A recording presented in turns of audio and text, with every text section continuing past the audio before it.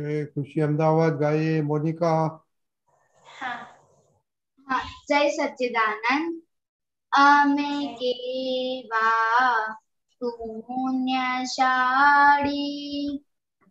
अमे केवा पुण्यशाली भगवाननी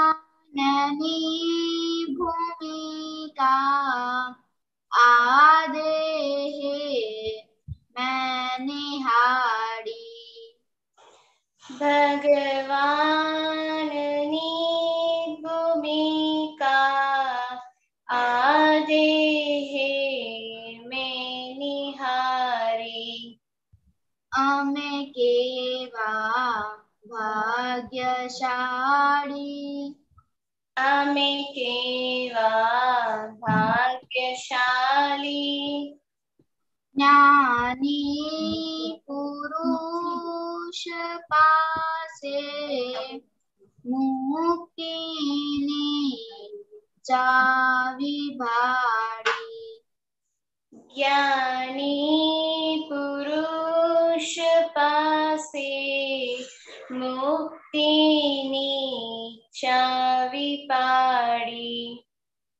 अमे केवा पुण्यशाली अमे केवा पुण्यशाली भगवाननी भूमिका आदेहे मैं निहारी। भगवाननी भूमिका आदे है मैं निहारी। आगम स्वरूप थाहु ए मार्ग मुक्ति नो छे। आदम स्वरूप थाओ ए मार्ग मुक्ति नो छे। सप्तक मास मागु आस्वाद श्रुति नो छे। सप्त क्रमशमामो आसाद शुदिनो छे। आस्वाद श्रुति नो छे। आस्वाद शुदिनो छे। वांधाने वचकासौ वांधाने वचकाशौ अज्ञान मान्यताओ एणे दीदी उड़ावी।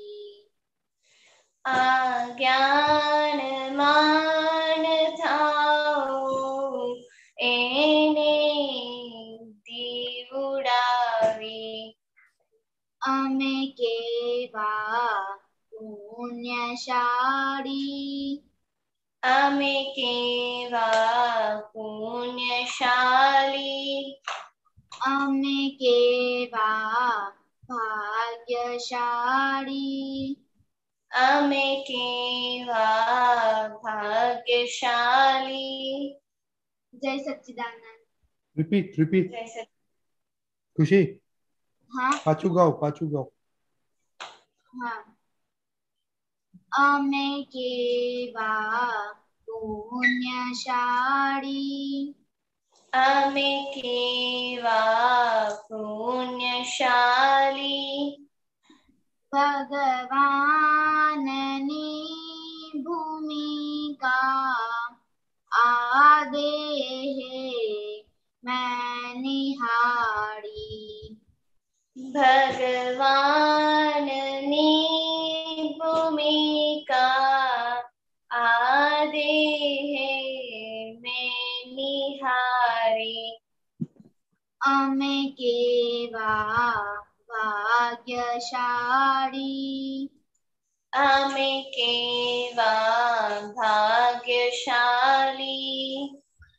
જ્ઞાની પુરુષ પાસે મુક્તિની ચાવી ભાળી જ્ઞાની પુરુષ પાસે મુક્તિની ચાવી પાડી અમે કેવા પુણ્યશાળી અમે કેવા પુણ્યશાલી ભગવાનની ભૂમિકા આ દેહે મેં નિહાળી ભગવાનની ભૂમિકા આ દેહે મેં નિહાળી હલો કેશવાજી, ગમ સ્વરૂપ તમે જોઈન થઈ શકો એમ? એ માર્ગ મુક્તિનો છે આનંદ સ્વરૂપ થાઓ એ માર્ગ મુક્તિનો છે સપ્તકમાં સમાવું આસ્વાદ શ્રુતિનો છે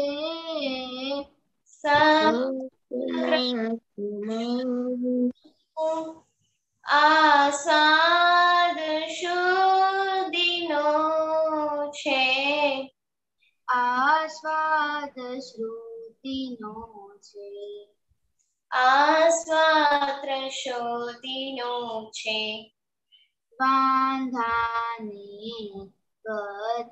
વચકાસૌ વાંધાની વચકાશ અજ્ઞાન માન્યતાઓ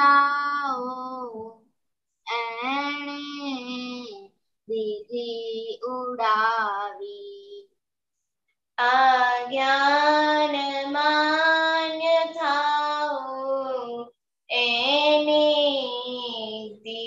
દીવડાવી અમે કેવા પુણ્યશાળી અમે કેવા પુણ્યશાલી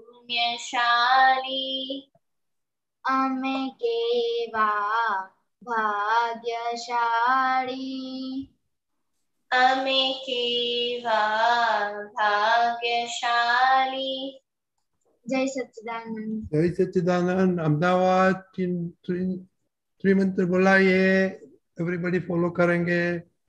જય સચ્ચિદાનંદ નમો વિતરાગાય નમો नमो वितरागाय, નમો અરિહંતાણં નમો સિદ્ધાણં નમો સિદ્ધારમ નમો આયરિયાણં નમો आयरियाणं, નમો ઉવસાયાણં નમો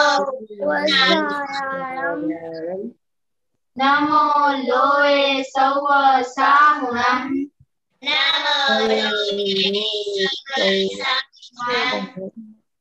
એસો પંચન મુક્તારો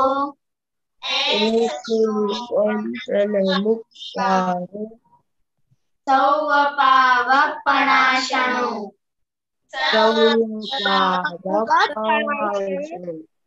મંગલાણં ચ સૌવેસિં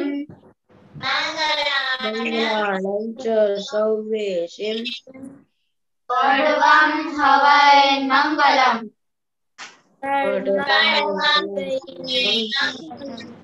ઓમ નમો ભગવતે વાસુદેવાય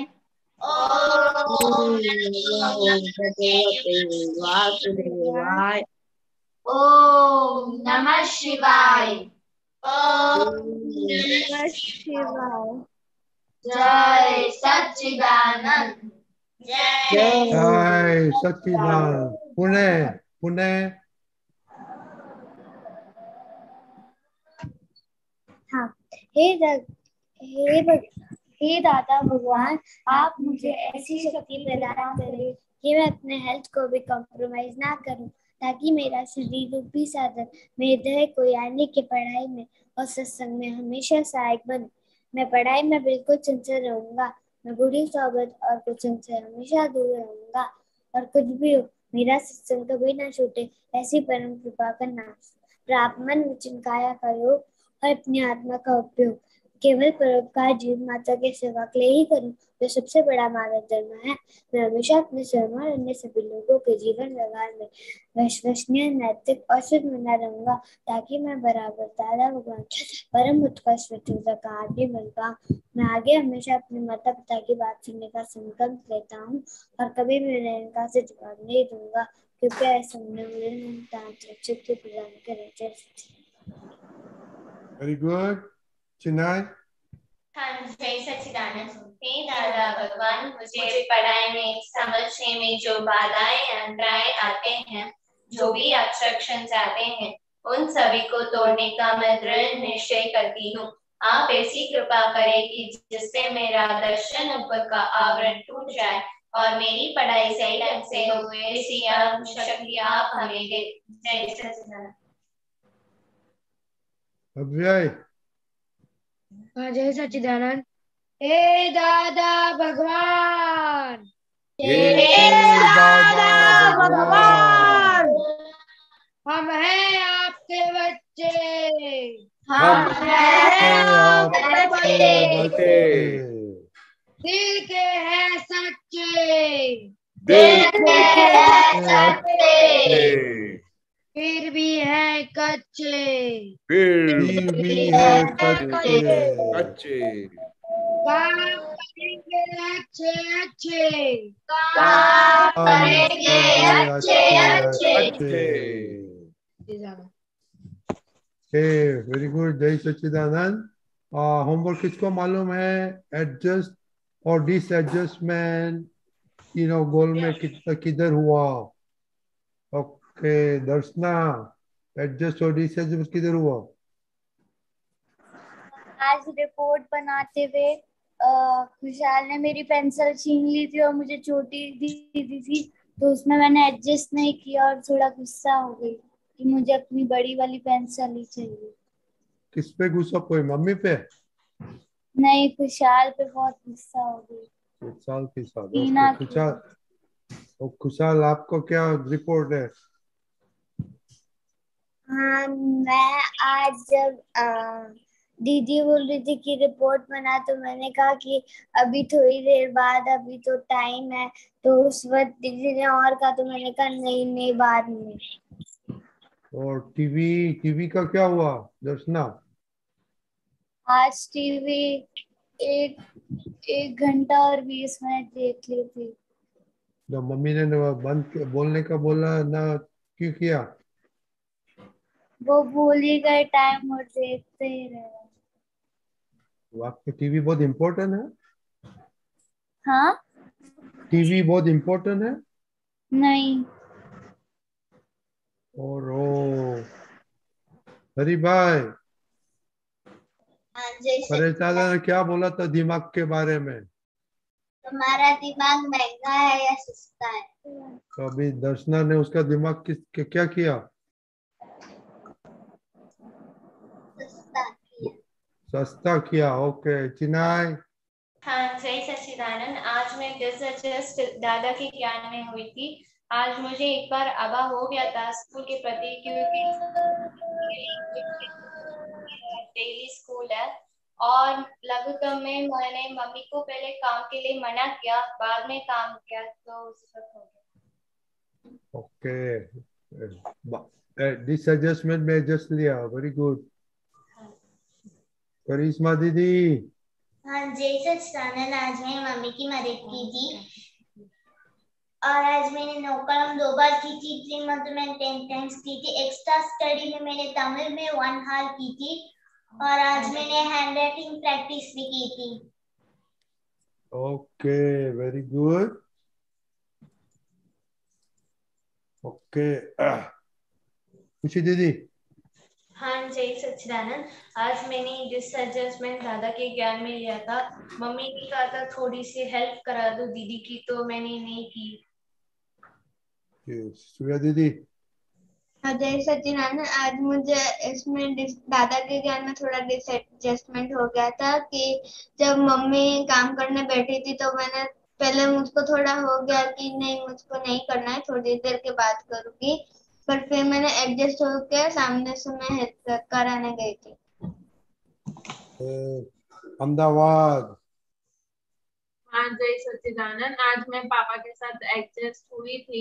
आज मैं पापा के साथ ऑफिस गई थी और पापा के साथ ही आने वाली थी, लेकिन उनको कुछ काम आ गया तो मुझे फिर रिक्शा में आना पड़ा, तो उसमें मैं एडजस्ट हुई थी। क्यों डिसएडजस्ट? क्या? क्यों एडजस्ट हुआ था? डिसएडजस्ट नहीं हुआ आज किसी के साथ। आज नहीं हुआ तो पेपर किसने लिखा? कुछ पेपर के साथ प्रॉब्लम था ऑफिस में? हाँ, वो पापा को कुछ काम आ गया तो फिर मुझे ऑटो में जाना पड़ा, तो फिर मैंने एडजस्टमेंट ले लिया। नहीं है। Okay okay okay. खुशी। हाँ, जय सच्चिदानंद। आज मम्मी को पैर दुख रहे थे तो मम्मी ने कहा कि पोछा लगा दे, तो मैंने उसमें एडजस्ट कर लिया था। ओके, हरी भाई। जय सच्चिदानंद। आज मेरी बड़ी मम्मी ने आलू की सब्जी बनाई थी, तो फिर वो मैंने आलू नहीं खाए थे, तो फिर मैंने मेरी बड़ी मम्मी ने कहा तू खा ले, तो फिर मैंने खा लिया था। कितन भाई।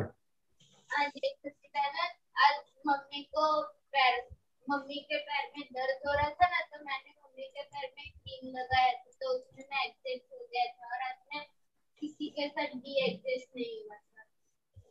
नहीं हुआ था? नहीं हुआ था क्यों?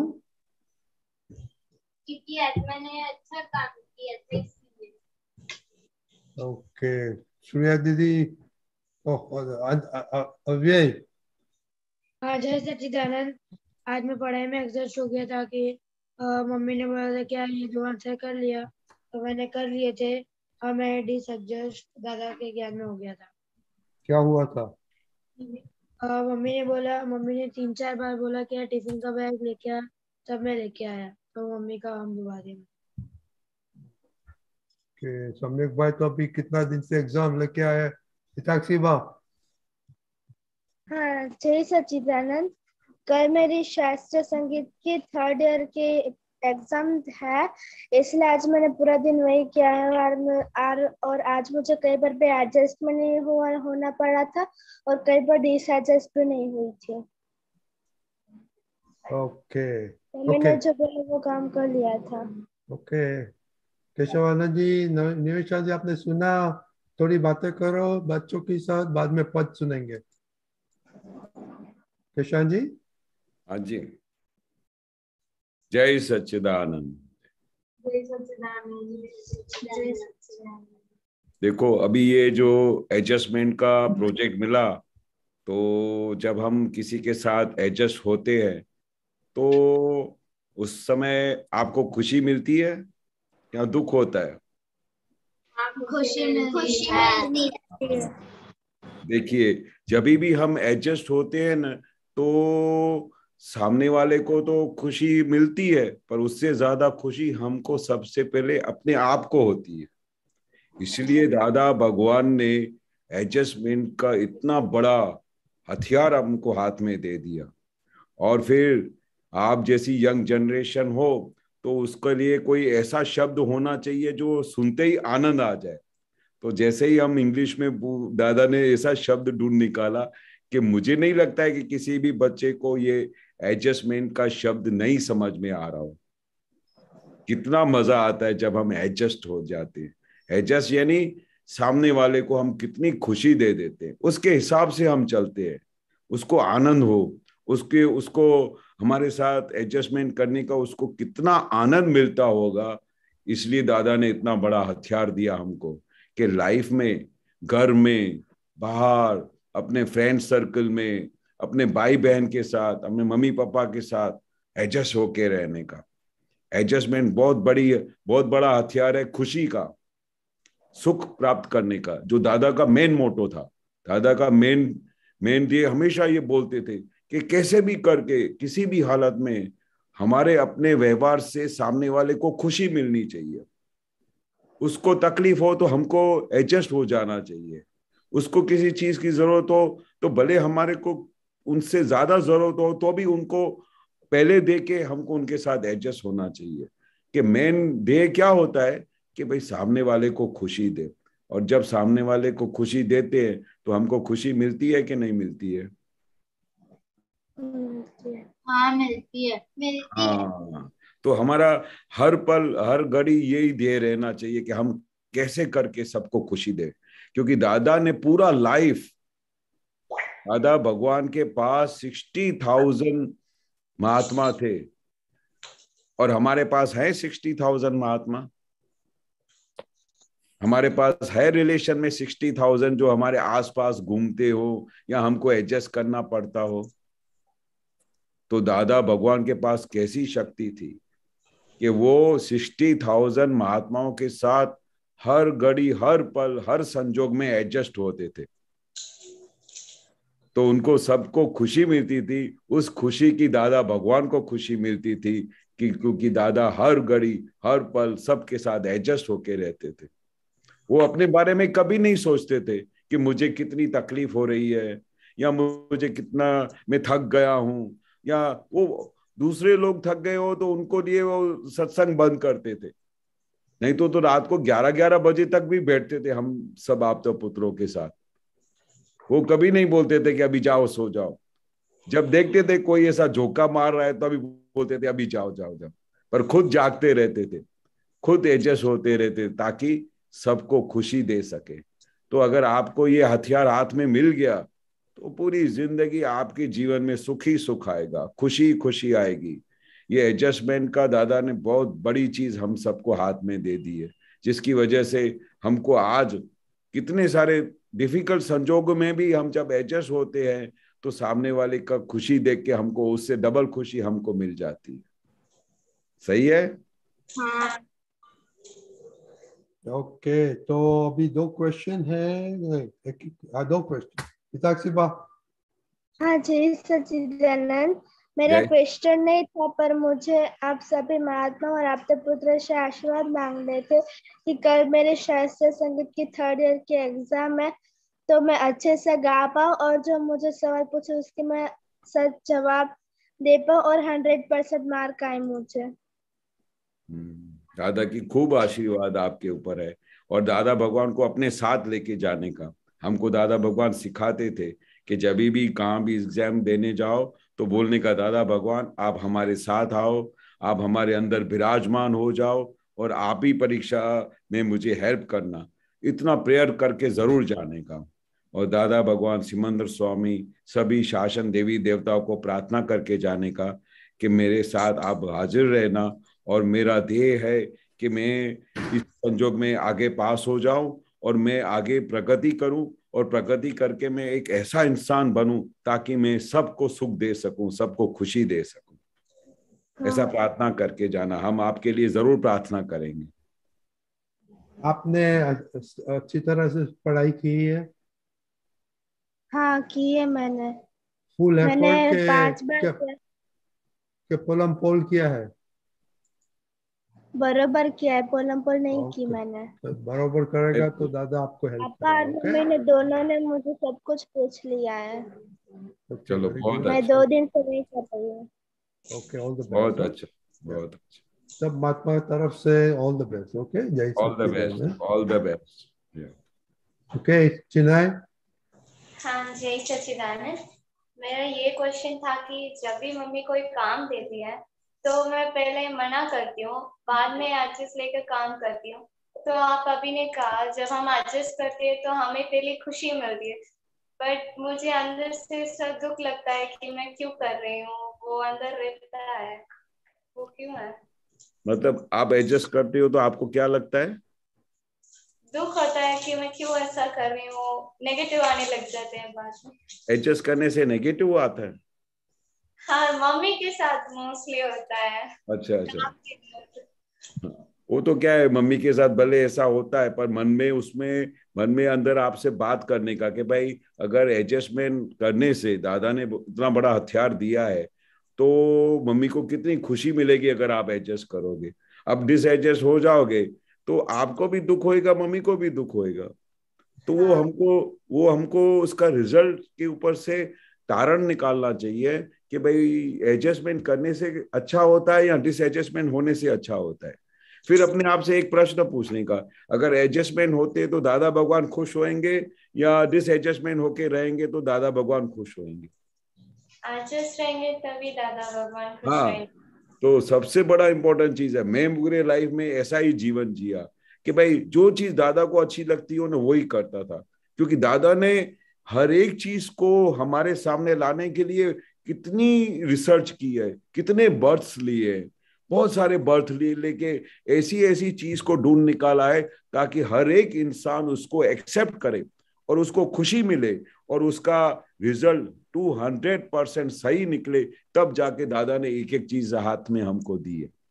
अगर एडजस्टमेंट करने से सबको दुख होता तो दादा वो चीज हाथ में ही नहीं देते।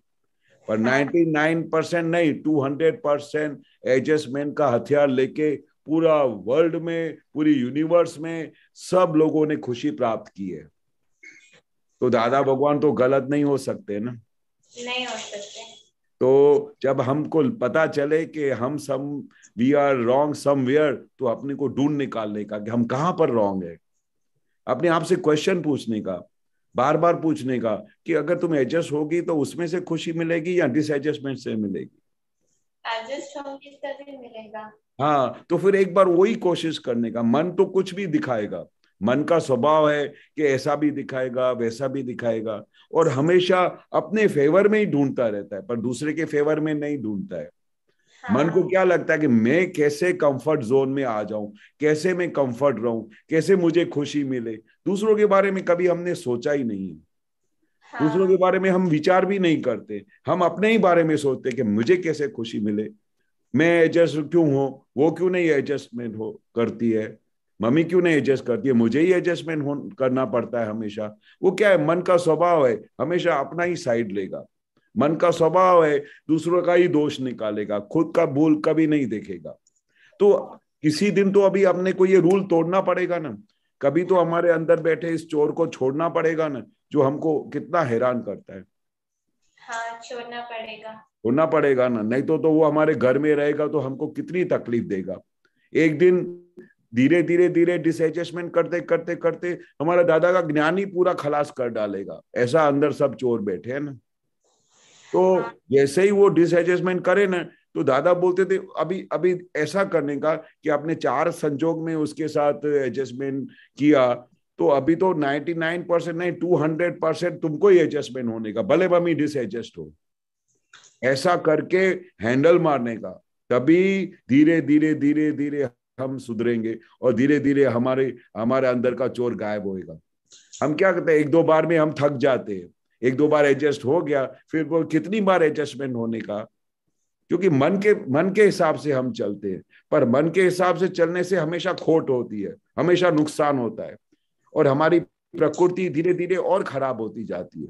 इसलिए मन के हिसाब से चलने का ही नहीं, मन के विरुद्ध ही चलने का। मन बोले डिसएडजस्टमेंट होने का है तो बोलेगा नहीं, मैं तो आज पूरा दिन एडजस्ट करूंगी, ये तुम्हारे लिए सजा है। हाँ।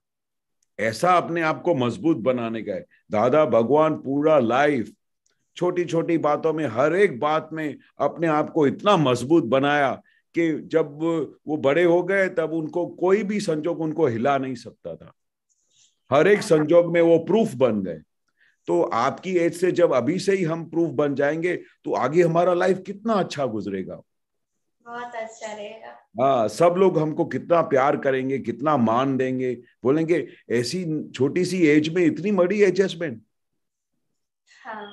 सबको आपके लिए फख्र होगा, बोलेगा नहीं, you are something great.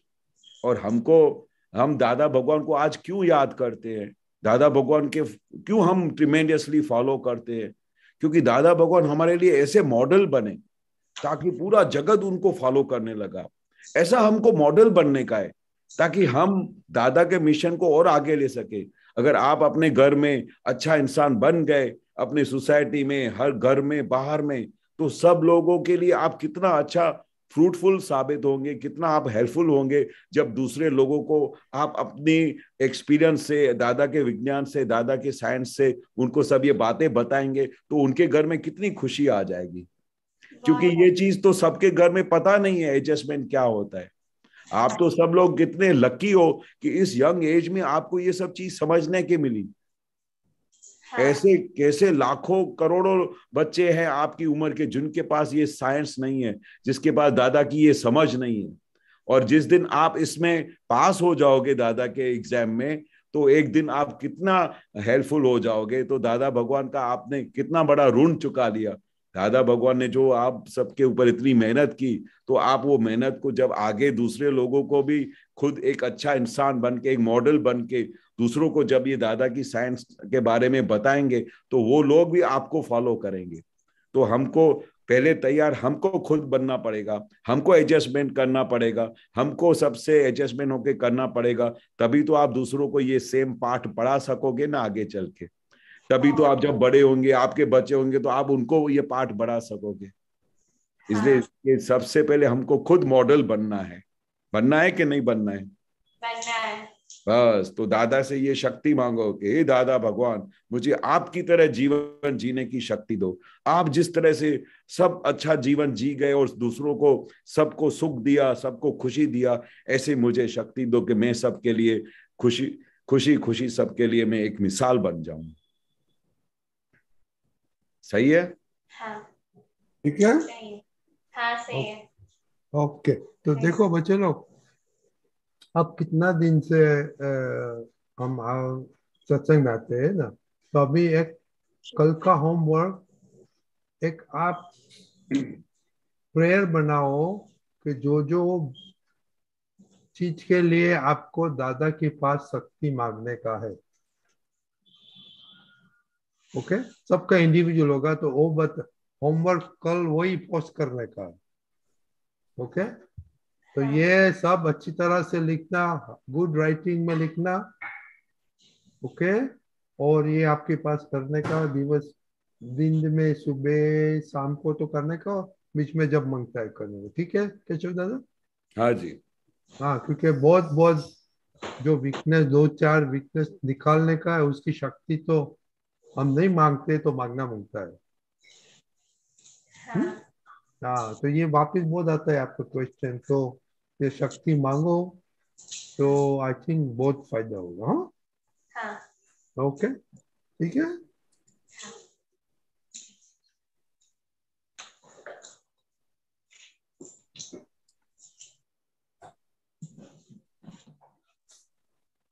Okay, जय सच्चिदानंद। अभी हम पद सुनेंगे। आज तो स्पेशल गेस्ट है, आरती मासी आई है, तो क्या गाएंगे? देखो आरती मासी।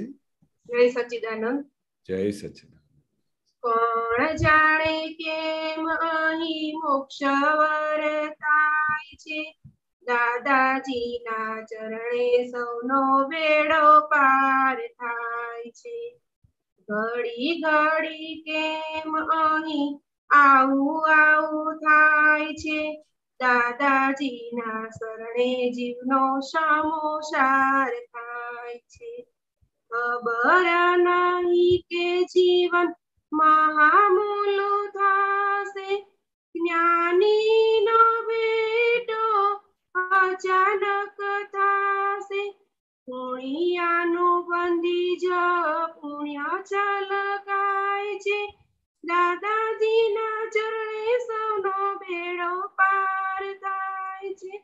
છૂક છૂક ગાડી જેવી ક્રમિકની ટ્રેનમાંથી ઉતારો ને સ્પીડ વાળા વિમાને બેસાડી, સુપર ઉપર દાદાજીના અક્રમે ઉડાય છે, દાદાજીના શરણે જીવનો સમોસાર થાય છે। ધીમી ધીમી ખટાફટ કરતા જણાય છે મોક્ષ માટે ઝટપટ ઉતાવળા થાય છે ઘણાને તો સપનામાં દર્શન થાય છે દાદાજીના ચરણે સૌનો બેડો પાર થાય છે કોણ જાણે કેમ અહીં મોક્ષ વર થાય દાદાજીના ચરણે સૌનો બેડો પાર થાય છે જય સच्चिदानंद जय सत्य बहुत बढ़िया पद आपने निकाला आप अच्छा गाया तो ये क्यों आपको पसंद है બસ આપણે ભર્યા એટલે આપણને આમ ગમી જ જાય ગમે તે ભજ હોય દાદાનું तो अभी આપણને અંદર ઉતરી જાય કે ના આ પદ તો સરસ છે એમ પછી ચાલુ પડી જાય ગાવાનું બોક્સ વર્તાય છે હા વર્તાય ને કેમ ના હોય વિધિ આટલી તમને હેરાન કરે છે તો પણ ના નહીં કરતા સત્સંગમાં આવ્યા પછી તો બહુ ફેરફાર થઈ ગયો બંને દીકરીઓનો એવું છે ઓકે वेरी गुड तो केशव दादा ये बातें करो आरती मासी के साथ ये पद तो बहुत बढ़िया है बहुत बढ़िया पद है बहुत बढ़िया पद है तो कविराज ने इतनी इतनी हर एक पद में इतनी भक्ति बनाई है इतनी भक्ति रखी है कि उसका वर्णन हो सकता नहीं है पर वो लिखा है ना कौन जाने यानी हमको पता भी नहीं चलता है कि क्यों ऐसा हो रहा है मतलब कितनी अजायबी हुई है कितना बड़ा सरप्राइज हुआ है कि दादाजी को सिर्फ मिलते ही दादाजी का दर्शन करते ही मोक्ष अनुभव होता है ऐसे दादा भगवान के दर्शन है ऐसे दादा भगवान हमको मिले हैं जिनको देखते ही हमको अभी तो दादा ने कुछ खाली हम दादा के पास जाके ऐसा बैठते थे ना तो कविराज ने सही लिखा है एकदम 100% सही लिखा है कि जो भी दादा भगवान को मिलता था सिर्फ हम नहीं जो भी दादा भगवान को मिलता था उनको देखते ही उनको मोक्ष लगता था कि अभी इधर मेरा मोक्ष हो गया अभी दादा और कुछ भी नहीं चाहिए कितने ऐसे महात्मा थे जो दादाजी को कभी पूछा भी नहीं कोई क्वेश्चन नहीं पूछते थे खाली देखते ही देखते खुश हो जाते थे मतलब ऐसे दादा भगवान हमारे को दर्शन हुए हैं तो हम कितने लकी है कितने खुश नसीब है कि ऐसे भगवान के दर्शन हुए कि जो जिनको देखते ही मोक्ष का अनुभव हो गया फिर इतना ही नहीं हमारे को दादा भगवान ने जो चीज दी ये ज्ञान दिया और ये जो समझ दी उसके बाद हमारे सब अंदर के कषाय चले गए सब अंदर की जैसे आपने नहीं बताया कि अभी दादा के ज्ञान मिलने के बाद कोई हैरानी नहीं करता है सब लोग कैसे बच्चे सोचते कि हम कैसे करके सबको खुशी देवे कैसे करके सबको सुख देवे ऐसा हमारा वर्तन चेंज हो गया हमारा स्वभाव चेंज हो गया तो दादाजी एक ऐसे हमको मिले ऐसे हम पुण्यशाली है कि जिनको देखते और दादाजी को ऐसे देखते ही ऐसा हो जाता था कि उनके शरण में गिर जाऊं उनको नमस्कार करूं उनके रूम में पड़े रहे दादाजी का इतना इतना ऐश्वर्य था इतना उनका तेज था कि वो ऐसा कभी नहीं लगता था कि खाली ये एक ऐसे कोई ज्ञानी है या क्या है हमको तो साक्षात परमात्मा दिखाई देते क्योंकि आपके अंदर जो कुछ था ना वो दादा पढ़ सकते थे देख सकते थे दादा लिटरली ऐसे बात करते थे जो आपके मन में चलता हो जो आपके अंदर चलता हो तो कैसा होता था कि भाई हम उनके शरण में चले जाए ताकि हमारा सीधा मोक्ष हो जाए और एक बार तो ये ऐसी हकीकत बनती थी जो एक बार कोई भी दादा भगवान को मिल लेता था ना तो उसको फिर दुनिया की कोई चीज की ऐसी भीख नहीं रहती थी कोई चीज की उनको तमन्ना नहीं रहती थी बस खाली दादा भगवान को मिले क्योंकि उनको उनका इतना अस्तित्व इतना उनका अट्रैक्शन था उनके अस्तित्व में इतना उनका शीलवानपना था इतना उनके अंदर इतना बड़ा तेज था कि देखते ही हम उधर दादा को ऐसे हो जाते थे कि बस अभी दुनिया की कोई चीज नहीं चाहिए बस दादाजी का साथ चाहिए दादाजी का निधि ध्यासन चाहिए तो ये कौन जाने ऐसा लगता है क्यों ऐसा फील होता है हमको खुद को प्रश्न होता था पर बार बार यही होता है कि बस हमारा यहाँ पर समाप्ति हो गई दादा भगवान मिल गए हमको मोक्ष प्राप्त हो गया और फिर एक बहुत बड़ी चीज पद में लिखी है कि भाई दुनिया के सब धर्मों में दुनिया के हर एक बात में हर एक जगह पे परिश्रम है मेहनत है बहुत बड़ा तपस्या करनी पड़ती है बहुत बड़े तप करने पड़ते हैं और गाड़ी में जाना पड़ता है पर दादाजी के जिसको भी जॉब मिल गए तो दादा ने क्या किया सबको विमान में बिठा दिया सीधा मोक्ष में विवाह में बैठ के चले जाओ, और कोई आदमी चलते चलते जाए तो कैसी उसकी हालत हो। मोक्ष तो कितना दूर है, पर दादा ने क्या बोला, मैंने आपको ऐसी लिफ्ट में बिठा दिया कि आपको चलने की जरूरत ही नहीं पड़ेगी। और फिर ऐसे दादा भगवान जो सपने में आते हैं, जो हमारे साथ बात करते हैं, खाली आपको क्या है, इतनी देर है, दादा क्या बोलते थे कि आपको सिर्फ मुझे याद करना है, खाली याद ही करना है तो मैं हाजिर हो जाऊंगा। ऐसे दादा भगवान है, आप खाली याद करो और मैं आपका हाजिरा हजूर हो जाऊंगा।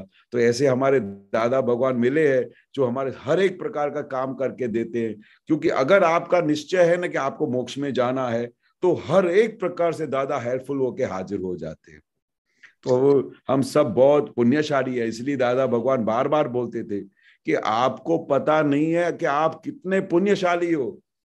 बाकी दादा भगवान की बात सुनना अति दुर्लभ, अति दुर्लभ, अति दुर्लभ, ऐसा बोलते थे। 100 बखत बोलो अति दुर्लभ तो भी कम है, ऐसा बोलते थे। ऐसे दादा भगवान हमको मिल गए और हमारा काम हो गया।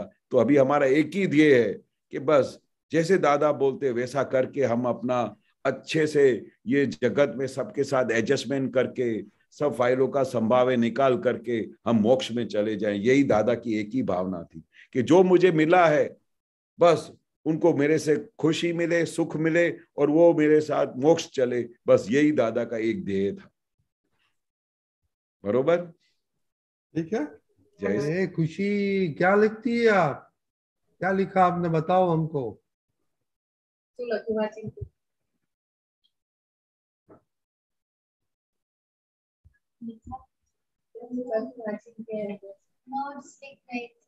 पास में आके बोलो। नोट्स लिख रही थी। हाँ तो बोलो क्या लिखा।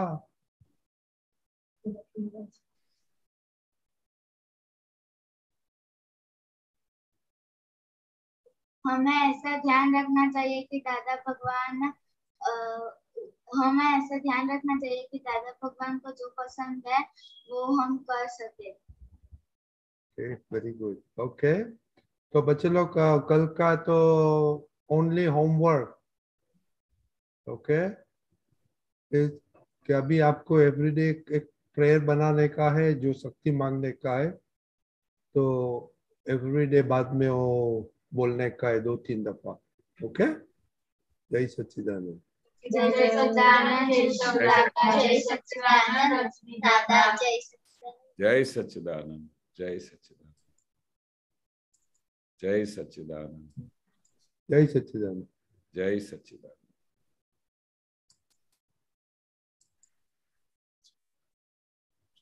ओके कश्यप भाई।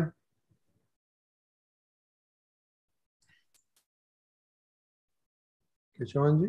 हाँ जी। Okay okay.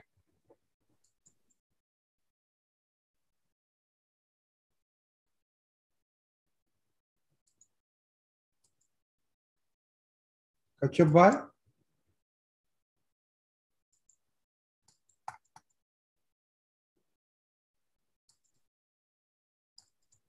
कश्यप भाई।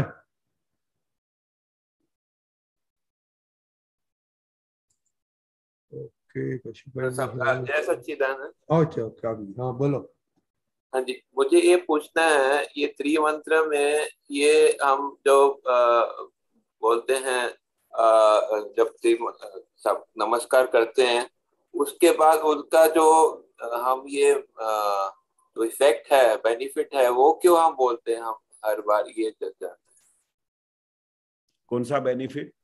कि सब पावक नाशन हो और सब मंगल में मंगल है, वो बेनिफिट बोलने में हमको इसमें क्यों बोला जाता है मंत्र में, ये जानना है। हाँ, अगर किसी भी चीज को बोलो बिना मीनिंग समझे या बिना उसका रिजल्ट क्या आता है, तो जैसे आसमान में एक तीर फेंको तो बिना एम के गाड़ी चली जाए, कुछ लगे नहीं, बरोबर ना। हमको तीर लगाने के लिए तीर्थंकर भगवान ने ये मंत्र दिया है कि भाई ये मंत्र बोलने से क्या होता है। ये दादा ने बताया ना कि ये सर्व विघ्न निवारक मंत्र है, हर एक प्रकार के विघ्न दूर कर देता है। सबसे श्रेष्ठ में श्रेष्ठ ये मंत्र है। फिर सब पापों को भस्मीभूत करता है। तो ये जब इसकी डेप्थ की मीनिंग पता चलेगी तो आप मीनिंग को समझ के मंत्र बोलोगे तो आपको बहुत फायदा कारक होएगा। फिर खाली ऐसा एक मंत्र बोल जाओ, उसमें उसका मीनिंग नहीं समझ में आए या क्या उसका अंदर डेप्थ है, तो वो काम नहीं करेगा। कोई भी काम करो उसकी मीनिंग समझ के करो, या उसका रिजल्ट क्या आएगा, उसका फल क्या आएगा, तो वो मंत्र बोलने में आपको खुशी मिलेगी कि भाई ये ऐसा रिजल्ट देगा। तो दादा भगवान जब ये मंत्र बोलने के लिए बोलते थे तो ये कभी कभी तो किसके घर में इतने विघ्न आ जाते थे, तो दादा बोलते थे कि इसको कंटिन्यूअस 1 महीने तक बोलना, 3 महीने तक बोलना, कभी कभी तो बोलते थे कि हर हफ्ते में 1 बार बोलना। तो सब महात्माओं को जिनके भी बहुत ऐसे विघ्न आ गए थे तो उनके सब विघ्न दूर हो जाते थे। तभी दादा ने बोला कि ये विघ्न निवारक मंत्र है, कोई भी विघ्न आए। बाकी इस मंत्र के अंदर सबसे पहले श्रेष्ठ पंच परमेष्ठी भगवंतों को नमस्कार है।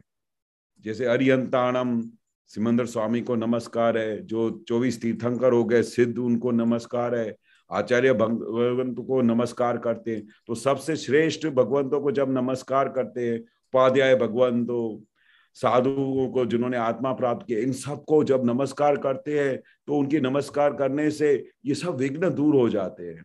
और इसमें मंगलानाम में सब मंगल में मंगल है, ये थोड़ा समझाइए इसके ऊपर। हाँ, मंगलाणम च सवेसी, मतलब मंगल में मंगल ये मंत्र है बोलने का है, क्योंकि इस मंत्र को त्रिमंत्र को साथ में बोलने से इसका बहुत फल आता है। हर एक प्रकार का मंगल में मंगल शुरू करने के लिए ये मंत्र है बोला जाते हैं। मंगल किसको बोला जाता है? मंगल यानी उसका अच्छा हो। जैसे कोई घर में पूजा करवाते हैं, गणपति की पूजा, दूसरी पूजा क्यों करवाते हैं कि घर में मंगल हो, सुख शांति हो, सब उसका अच्छा हो, उसके लिए मंगलमय मंत्र बोलते हैं उसको। मतलब दूसरों का भला कल्याण हो, मतलब कल्याण हो, कल्याण हो। अच्छा, ठीक है। एक पोस्टर में पूछ सकता हूँ उसका मीनिंग? हाँ बोलो। केवल ज्ञान था। एक मिनट जस्ट पोस्ट करो। अच्छा, शेयर करूं? 1 मिनट। हाँ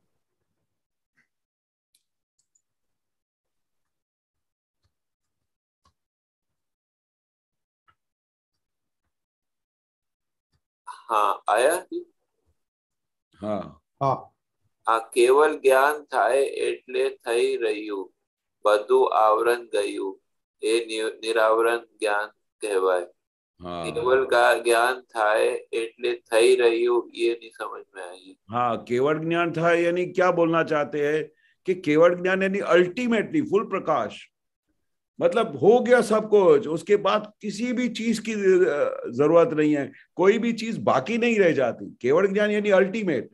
जैसे तीर्थंकर भगवान को केवल ज्ञान हो गया, महावीर स्वामी को केवल ज्ञान हो गया, उसके आगे कुछ है ही नहीं, उसके बाद सीधा मोक्ष होता है और फिर ज्ञाता दृष्टा परमानंदी बस सिद्ध हो जाते हैं। तो केवल ज्ञान થઈ રહ્યું क्यों बोला है इसमें? થઈ રહ્યું यानी मतलब हो गया, एवरीथिंग इज फिनिश। એટલે થઈ રહ્યું यानी everything is finish. Now you don't want to do anything, कुछ बाकी रहा ही नहीं कुछ आपको करने के लिए। केवल ज्ञान हो गया तो फिर उसके बाद क्या करना रहा? न फिर आपको सत्साधन करने के रहेंगे, न आपको 5 आज्ञा पालन करने का रहेगा। થઈ રહ્યું यानी एवरीथिंग इज ओवर। अच्छा, થઈ રહ્યું अभी वर्तमान में हो रहा है, ऐसा नहीं? केवल ज्ञान था એટલે થઈ રહ્યું यानी एवरीथिंग इज फिनिश, उसके आगे कुछ है ही नहीं। अच्छा, हाँ, क्योंकि वो उसके बाद दूसरा सेंटेंस में लिखा है बधु आवरण गयु, यानी जो भी आवरण थे जिसकी वजह से हम आत्मा को स्पष्ट रीते देख नहीं सकते थे, अस्पष्ट था, तो स्पष्ट वेदन हो गया, यानी सब टाइप के आवरण चले गए। उसके बाद केवल ज्ञान हो गया, उसके आगे कुछ रहा ही नहीं। हाँ, कुछ रहा ही नहीं। धन्यवाद। जय सच्चिदानंद। जय सच्चिदानंद। जय सच्चिदानंद।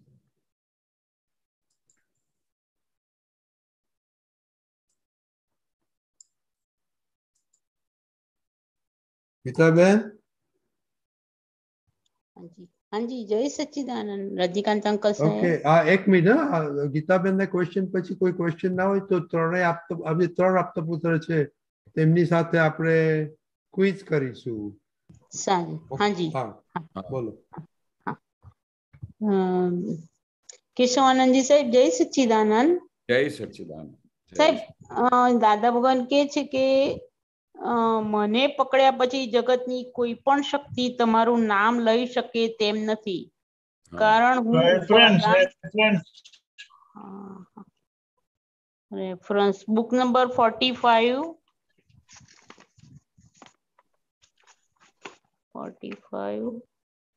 પાનું નંબર 52, તારીખ 12/1/76 76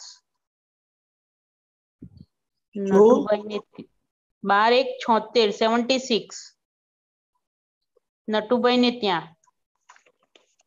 નીચે પેજ નીચે 24/39 બરોબર બોલું? ઉપરથી વચ્ચેનો પેરેગ્રાફ છે, વચ્ચેનો બોલું? हाँ કેશવાનંદ સાહેબ દાદા ભગવાન ઉપરથી કયો પેરેગ્રાફ કીધું? વચ્ચે મિડલ માં જ છે। ઓકે બોલો। हाँ जी, મને પકડ્યા દાદા ભગવાન કહે છે કે મને પકડ્યા પછી જગતની કોઈ પણ શક્તિ તમારું નામ લઈ શકે તેમ નથી, કારણ હું ઉપાદાન કારણ છું। આમાં થોડો પ્રકાશ આપો ને સાહેબ। यानी दादा भगवान क्या कहना चाहते हैं कि भाई अगर मेरे पास अगर आप आ गए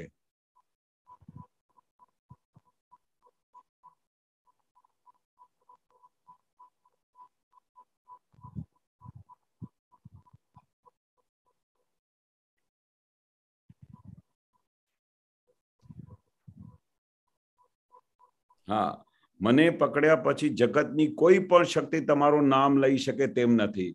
यानी क्या कहना चाहते हैं कि एक बार अगर आपने ज्ञानी पुरुष को पकड़ लिया, साक्षात परमात्मा को पकड़ लिया, तो दुनिया की कोई भी शक्ति, कोई भी चीज, कोई भी आपका नाम नहीं ले सकती, क्योंकि देवी देवताओं खुद उनको राजी हो जाते कि ये दादा भगवान को फॉलो कर रहे हैं, वो सब सामने से आके हेल्पफुल हो जाते, पूरा देवी देवताओं शासन सब लोग हेल्पफुल हो जाते हैं। तो कौन सी शक्ति आपको हैरान कर सकती है? या कोई भी शक्ति आपके सामने आ नहीं सकती। इतनी बड़ी शक्ति दादा भगवान की आपके साथ मिल गई। यानी हमने दादा भगवान को पकड़ लिया तो आपने साक्षात परमात्मा को, जो 24 तीर्थंकरों का बेड़ा स्वरूप है, ऐसे भगवान को आपने प्राप्त कर लिया, तो उसके बाद फिर कहाँ जाना चाहिए? तीर्थंकरों तो हाईएस्ट स्टेज हो गया, उसके आगे कोई स्टेज ही नहीं है। तो दुनिया की कोई शक्ति आपको अभी काम नहीं लगेगी, कारण के उपादान कारण जो, बिकॉज आई एम द निमित्त, आई एम द उपादान, यानी ऐसा मेरा उपादान है जिसकी वजह से वो आपको मोक्ष में लेके जा रहे हैं। वो मैंने मोक्ष का ऐसा दान लेने के लिए मैं खुद कारण बन के आया हूँ, केवल ज्ञान स्वरूप प्राप्त करके आपको केवल ज्ञान की तरफ मैं पहुंचा रहा हूँ। नेगेटिव थवामा तो फायदो ज नहीं, आ दुनिया पॉजिटिव ज थवो। मतलब वो दादा क्या बोलते हैं कि एक बार आपने भगवान को पकड़ लिया, साक्षात परमात्मा को पकड़ लिया, फिर उसके बाद ये ऐसा होगा कि नहीं होगा। जैसे दादाजी के हाजिरी में कितने ऐसे महात्मा स्टार्टिंग में आ जाते थे जब सबकी दुविधा थी, उनको समझ में ही नहीं आता था, वो उनको ऐसा होता था ऐसा पॉसिबल है कि 1 घंटे में मोक्ष मिलेगा। कितने जने आगे पूछते आप भगवान क्यों बुलाते हो अपने आप को? मतलब नेगेटिव होने में, सोचने में केवल ज्ञान होगा दादा का, ऐसा सोचने में कोई फायदा नहीं है। ये दुनिया में पॉजिटिव थवा जेवू छे। क्या कहना चाहते हैं कि इस दुनिया में दादा भगवान मिलने के बाद एक नेगेटिव तत्व नहीं आना चाहिए, एक नेगेटिव विचार नहीं होना चाहिए, ऐसा हो सकेगा कि नहीं। इसलिए दादा बोलते थे कि ऐसे जौहरी रहे ही नहीं है कि जो देखने से पहले समझ जाए कि अरे ये तो दादा भगवान केवल ज्ञान स्वरूप है। कैसे कैसे ऐसे भी महात्मा आते थे कि जो एक ही विजन में दादा को पकड़ लेते थे कि अरे ये तो साक्षात परमात्मा है, ये तो कितने आके जैन तो ऐसा भी बोलते, ये तो श्रीमद राजचंद्र जी हैं, ये तो बोलते महावीर स्वरूप है। हाँ जी। कितने आके बोलते, जैसे कविराज ने लिख दिया कि ये तो बेड़ा स्वरूप है, 24 तीर्थंकर का पूरा तत्व साथ में लेके आए हुए साक्षात परमात्मा है। अभी इसके लिए क्या सोचने का? क्या नेगेटिव विचार आने का। बरोबर। पर दादा भगवान इसके लिए इतना खुला बोलते थे कि भाई ये साक्षात परमात्मा आए हैं, 14 लोक का नाथ है, काम निकाल लो अपना। ऐसा दादा को बार बार बोलना पड़ता था, जो कि ज्ञानी पुरुष को बोलना ही नहीं चाहिए एक बार हाजिर होने के बाद। बरोबर। पर हमारी ऐसी दृष्टि नहीं थी कि हम दादा भगवान को ऐसा अनुभव कर सके। सरस सरस सरस समझाव्યું साहेब। जय सच्चिदानंद। केशवानंद साहेब। जय सच्चिदानंद। जय सच्चिदानंद। जय सच्चिदानंद। जय सच्चिदानंद। दीपक आनंद जय सच्चिदानंद। कई सरस वस्तु शोधी રહ્યા છે दीपक आनंद जी। दीपकान जी क्या ढूंढने रहा? दीपकान जी कुछ वो पद को ढूंढ रहे हैं।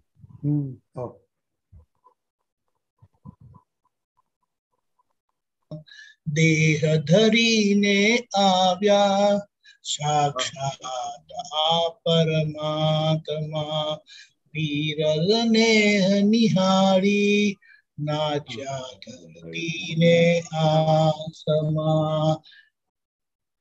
परफेक्ट। બહુ સરસ શોધી લાવ્યા દીપક આનંદ। આના પછી આપણે કહીએ કે જે દાદાએ हिंदी हिंदी वो हम हिंदी में ही है इधर। सही है आपकी बात। एक मिनट रुकिए। देह के साथ साक्षात परमात्मा आ गए।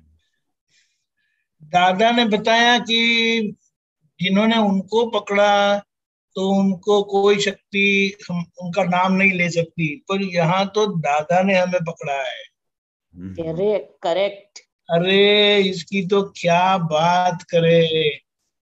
और हम ये कैसे कह सकते कि दादा ने हमें पकड़ा है? भीतर प्रज्ञा शक्ति हमें बोले शांति बख्शती नहीं है जब तक हम प्रतिक्रमण ना करें, जब तक हम अपनी गलती को सुधार ना ले। ऐसे दादा हमारे अंदर बैठ गए हैं और दादा ने हमें पकड़ा है। और फिर भी हम जो परेशान होते रहते हैं, तो दादा ने कहा कुछ सत्संग का अभाव है, समझ नहीं है, कमजोर है, तो उसे पक्का कर लेना चाहिए। बस यही बात है। और पता है कि दादा खुद उपादान कारण है। अभी ये उपादान कारण का मतलब क्या हो गया कि हमें दादा ने उठा लिया है। जैसे दादा ने बताया ना, मैंने आपको 12वें गुण स्थान में निश्चय से रख दिया है। अब जो आज्ञा दी है उसका उपयोग करके, और 9 कलमें जो दी है उसका संपूर्ण उपयोग करके अपने व्यवहार को ठीक कर लेना है। क्योंकि व्यवहार का क्लेम रहता है कि आप मुक्त हो गए, आपको ज्ञानी की कृपा हुई तो आप मुक्त हो गए, अब मुझे आपकी कृपा चाहिए क्योंकि ये व्यवहार की जिम्मेदारी हमारी है। दादा ने अपनी सत्ता को उपयोग करके हमें मुक्त कर दिया। अभी आज्ञा दे करके हमें वो जिम्मेदारी में रख दिया कि अब ये व्यवहार को मुक्त करना आपके हाथ में है। क्योंकि ऐसी कृपा के बगैर आपके अंदर वो शक्ति नहीं खुली हो सकती थी जिससे कोई अपने व्यवहार का समाधान लाए। और दादा ने आज्ञा दे करके, कृपा करके हमें आज्ञा दी है। और वो आज्ञा ऐसी इतनी शक्तिशाली है, उसका दुर्भाग्य से हमें इतना एहसास नहीं होता है। लेकिन धीमे धीमे जैसे जैसे सत्संग होता जाता है, हमारा स्वाध्याय होता जाता है, तो हमें समझ में आता जाता है कि दादा ने क्या आज्ञा दे दी, क्या आज्ञा दे दी। और उन्होंने ये भी कहा कि केवल ज्ञान तक यह आज्ञा आपके साथ है। अब क्या कहना है, क्या कहना है। तो बस इसका ही उपयोग करके और 9 कलम की जो सत साधन दिए है, जो हमारे लिए वह क्रिया स्वरूप नहीं है, वो हमारे लिए उपयोग का ही साधन बनता है। लेकिन हमें 2 लाभ मिल जाता है। हमारा उपयोग केंद्रित होता है, यानी चित्त शुद्धि का साधन बन जाता है। और उसमें जो दादा ने शक्ति रखी है उससे हमारे व्यवहार की कमजोरियां निकल जाएगी। और सबसे बड़ी कमजोरी जो है वो ये पुद्गल सुख की है। ये पुद्गल सुख में कुछ है ही नहीं। वो दादा भगवान ने हमें आखिर में, जब वे, उनकी शायद इतनी ठीक नहीं थी, 87 की बात है, तब नटू काका ने हमने उनके साथ जो सत्संग हुआ था वो बताया था कि बेकार में यह छठी कलम की उसमें आ गए हैं हम। जैसे हम स्विच चालू करते हैं तो लाइट चालू हो जाती है, स्विच बंद है तो अंधेरा है। इतना ही है, हमने कभी वो स्विच को गिराया ही नहीं है। हाँ जी, तो बोले बस जाके स्विच गिरा दो, इतना ही पुरुषार्थ करना है। हाँ कि जी, क्या इसमें सुख नहीं है। हम उसी को घूट घूट कर पीते रहे, लोगों के संपर्क में आते हुए, लोगों के परिचय में आते हुए, लोगों की असरों में। अभी ज्ञानी का इतना सानिध्य हमें मिला है, तो यही एक स्क्रू टाइट करना है, जो बार बार लूज हो जाता है उसे ही टाइट करना है। और क्योंकि इसकी जरूरत नहीं है।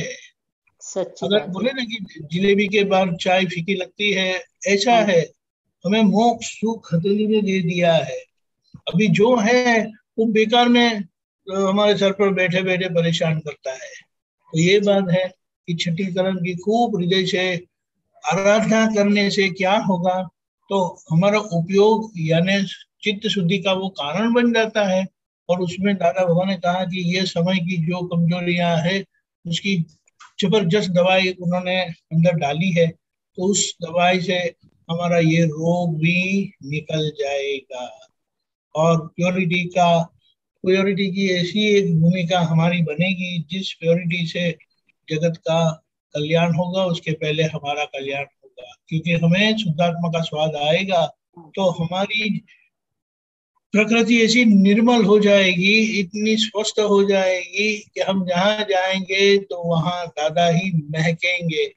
अभी कुछ न कुछ किसी न किसी प्रकार से हमारी कमजोरी महकती है, परेशान करती है खुद को और लोगों को भी परेशान करती है। तो ये बात है। जय सच्चिदानंद। जय जय सच्चिदानंद। सच्चिदानंद। गीता बहुत बहन, सुंदर, बहुत सुंदर। जय जय सच्चिदानंद। सच्चिदानंद। ओके, एक मिनट, नवीनानंद जी किधर गए हैं?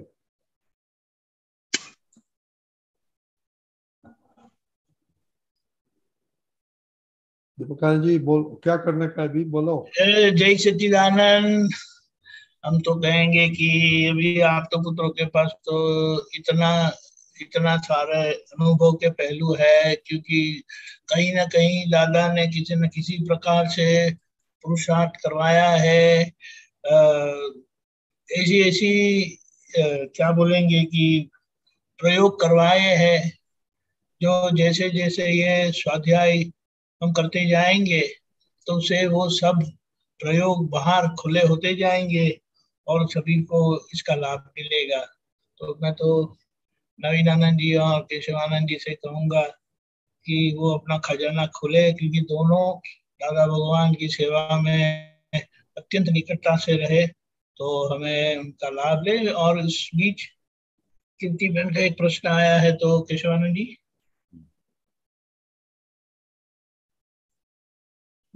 नवीनानंद जी किधर है?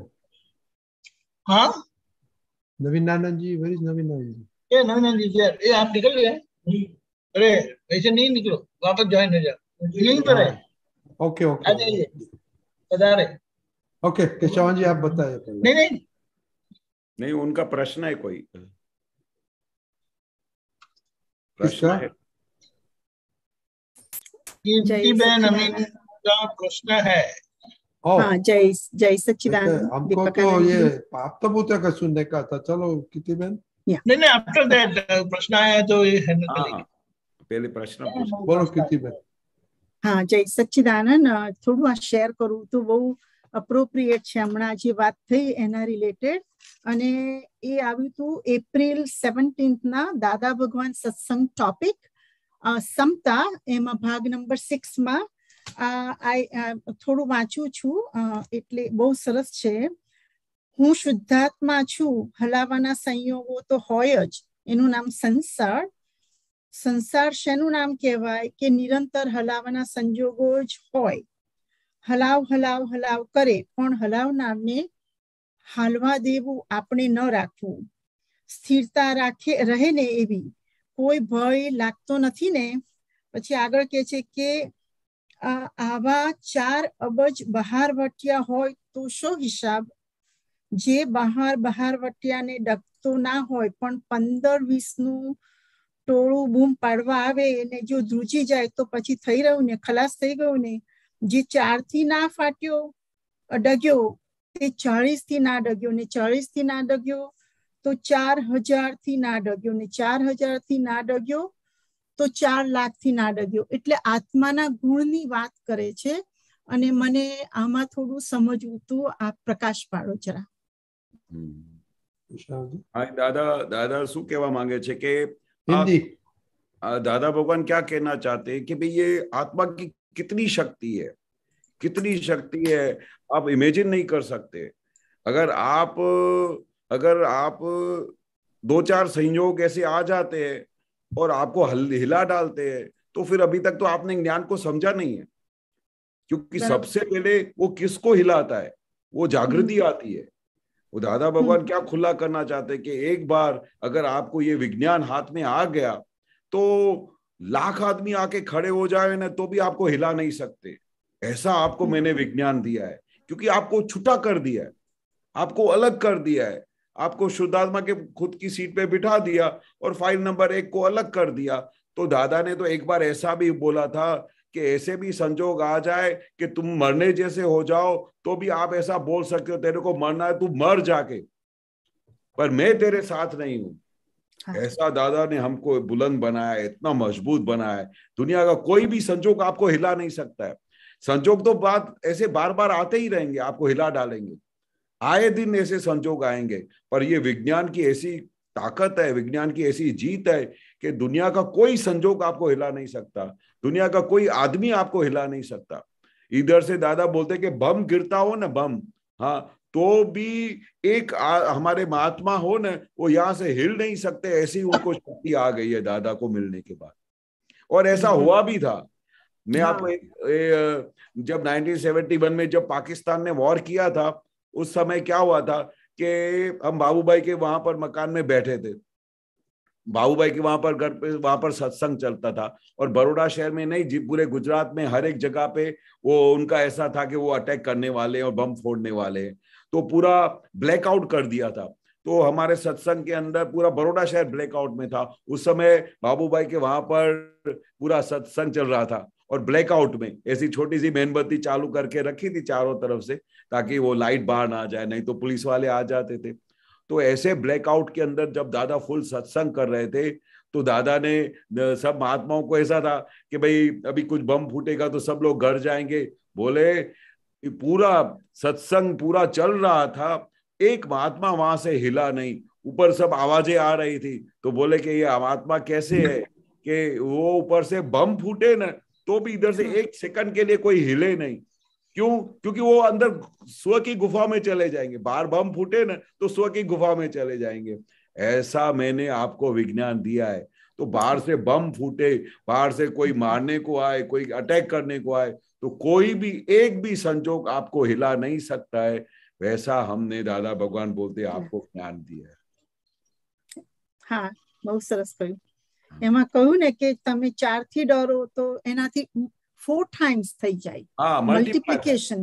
એ બહુ, એટલે મને એ બહુ અદ્ભુત બહુ થઈ જાય છે. હા, એ તો દાદાની બહુ મોટી સાયન્સ છે કે તમે બંને સંજોગમાં, दोनों संजोग में बोलते थे कि अगर कोई बाहर से ऐसा कोई आपसे लड़ने को आया और उस समय आपका फाइल तरीके आपको नहीं दिखाई दिया और उस समय आप फेल हो गए, पर फिर दूसरी बार ऐसा संजोग आया कि जो फाइल आया आपके सामने और उस समय आपको पूरी क्षमता रही, उसके अंदर आपको शुद्धात्मा दिखाई दिया, कितना भी डिफिकल्ट संयोग था, तो वो उस समय आपको क्षमता रही, उसके अंदर शुद्धात्मा दिखाई दिया, तो जो एक बार वो आपकी शक्ति डेवलप हुई वो मल्टीप्लाई बाय 4 times होगी. 4 times. तो 4 टाइम्स ऐसे संजोग आएंगे जो आपको कभी हिला नहीं सकेंगे। और ऐसे दादा बताते हैं कि 4 बार आपने समता में रहे, ज्ञान में रहे, फाइल का संभावे निकाल गया, तो ऐसे 16 संजोग आएंगे, ऐसी शक्ति आपको आएगी। इसलिए दादा ने बताया ना कि 16 टाइम्स आपकी शक्ति डेवलप हो जाएगी।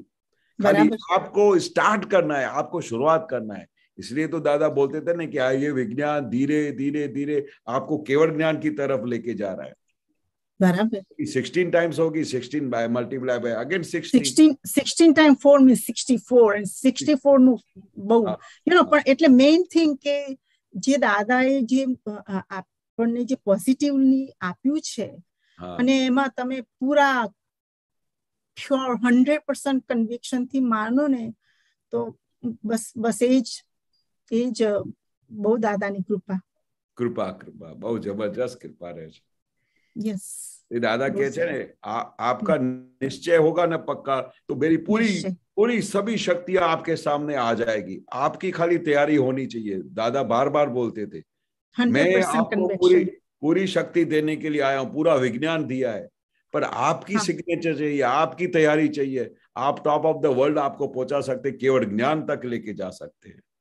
बराबर છે બહુ I mean everybody should listen to this again. It's so good. The part number 6 of Dada Bhagwan Satsang topic, Samta, and it came on Hanuman na દિવસે હતું 17th of April. અને દાદા આમાં જે કહું છે બહુ સરસ છે, એટલે just want to share that. અને આપે બહુ સરસ પ્રકાશ પાડ્યો। જય સચ્ચિદાનંદ। નમસ્કાર। જય નમસ્કાર।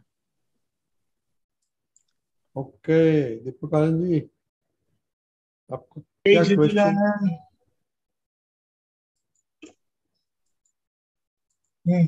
क्या क्वेश्चन था? हमको भी आपको क्वेश्चन करने के बाद में मूल बात तो यह है कि हमें जो दादा भगवान ने दिया है उसे बहुत समझने की जरूरत है। और मेरी इच्छा है कि केशवानंद जी विज्ञानंद जी बाहर आ गए हैं, लेकिन वे दादा भगवान के साथ रहे हैं, दादा भगवान के साथ रहे हैं, तो उनको दादा भगवान ने जो जो प्रयोग दिखाए हैं, करवाए हैं, क्योंकि काफी अरसे तक वे साथ रहे, बहुत निकटता से रहे, बहुत सेवा की, तो इतना तो उनको लाभ मिल ही जाता है। क्योंकि दादा खुद ऐसे रहते थे और जो उनकी सेवा में है उनको कंपलसरी रहना पड़ता था। तो ये तो जरूर से केशवानंद जी में बता सकते हैं। जय सच्चिदानंद। जय सच्चिदानंद। और खास करके छठी कर्म के संबंध में जो हम पुरुषार्थ में रखे। सही बात है। बहुत ही दादाजी के साथ रहते रहते बहुत अच्छे अनुभव होते थे, और हमें बार बार ऐसा लगता था कि क्या हमने गए जन्म में कुछ ऐसा किया होगा जिसकी वजह से हमको दादा भगवान हमारे साथ मिले, हम उनके साथ रह सकते थे, उनको टच कर सकते थे, उनके साथ बातें कर सकते थे, और हमारी हर एक चीज में हमारी हर वीकनेस में वो हमको डायरेक्शन देते थे, वो हमको बता देते कि ऐसा करने से क्या होने वाला है, ये प्रकृति को कैसे पकड़ने का, अंदर कैसे कैसे चोर बैठे उनको कैसे निकालने का, किस तरह से ये हमारे पे हावी हो जाते हैं, किस तरह से हमारा पूरा सुख चैन बिगाड़ देते हैं, किस तरह से हमारा अंदर का आनंद, जो जिसका आत्मा का जो स्वभाव है आनंद, ज्ञाता दृष्टा प्रमाणादि स्वभाव, उसमें से कैसे बाहर निकाल देते हैं। वो दादा को जैसे ही दिखाई देता था ना तो एकदम बोलते थे क्या हुआ, आज चेहरा क्यों ऐसा गिर गया है, क्या हुआ। वो दादाजी को पता चला, क्योंकि दादा खुद हर पल हर घड़ी हर सेकंड वो स्व में रहते थे, और स्व से एक सेकंड के लिए भी दूर हो तो फिर तो चेहरे पे असर हो जाता है। तो दादा ने हमको हर पल हर घड़ी हर संजोग में से इस तरह से बाहर निकाला। कितनी भी बार हम बोलते थे दादाजी ये हमसे नहीं होता है, तो वो नेगेटिव तो दादा को बर्दाश्त नहीं होता था। बोलते थे क्या बोला નથી થતું था, या वो शब्द डिक्शनरी में हो ज नहीं, ऐसा शब्द होना ही नहीं चाहिए हमारे, નથી થતું। फिर से मेहनत करो, फिर से कोशिश करो, फिर से सब भूल हो गया उसकी चिंता मत करो, प्रतिक्रमण करो। हमारे से कितनी सारी भूलें हो जाती थी। दादा को हम चिट्ठी लिख के देते थे, 10-10 पेज की चिट्ठी बना के देते, दादा ये हो गया, तो दादा बोलते थे ऐसा खुला करना सीखो। ये खुला जब तक नहीं करोगे तब तक ये भूत आपके खाली होंगे नहीं। ये दादा ने सबसे बड़ी हमको साइंस हाथ में दी। और आप बिलीव नहीं करोगे कि जब तक हमने दादाजी के सामने हम हमेशा अपने आप को बहुत अच्छा साबित करने की कोशिश करते थे, क्योंकि दादाजी तो इतने निखालस थे ना, तो स्टार्टिंग में तो बहुत प्रशंसा करते थे। दादा बोलते थे एक बार उसको चोटने तो दो, एक बार चोट जाए तो उसका रोग फिर बाद में निकालेंगे, अगर पहले से ही वो चोटेगा नहीं तो उसका रोग कैसे निकालेंगे। तो पहले स्टार्टिंग में दादा बहुत प्रेम देते थे, बहुत, इतना प्रेम देते थे कि हम समझ कभी हमारी गलती भी हो जाए ना तो हम खुला नहीं होने देते कि दादाजी इतनी प्रशंसा करते तो हम कैसे खुला करें। तो हम दादाजी के सामने बहुत अच्छा बनने की कोशिश करते थे, बहुत अच्छा, और मेरे जैसा अच्छा कोई है नहीं, दादा भी बहुत प्रशंसा करते थे। वो दादाजी का स्टार्टिंग था, ताकि ये धीरे धीरे ये दादा भगवान को पकड़ लेवे। दादा भगवान के सिवाय इनको कुछ दिखाई नहीं दे, दादा भगवान के ऊपर उनको अतिशय राग हो जावे। फिर दादा धीरे धीरे बम्बार्डिंग करते थे और पूरा रोग निकालते थे। तो ये सबसे बड़ा रोग कैसे निकला? दादाजी ने एक ऐसा हम आप तो पुत्रों का एविडेंस बना, ताकि हमने दादाजी को प्रतिक्रमण लिख के दिया। बाकी तो नॉर्मली कोई भी दादाजी के पास आते थे तो सीधा वो विधि करते थे, विधि करते समय दादाजी से सब माफी मांग लेते थे, पर कोई भी दादाजी के सामने खुला नहीं करता था।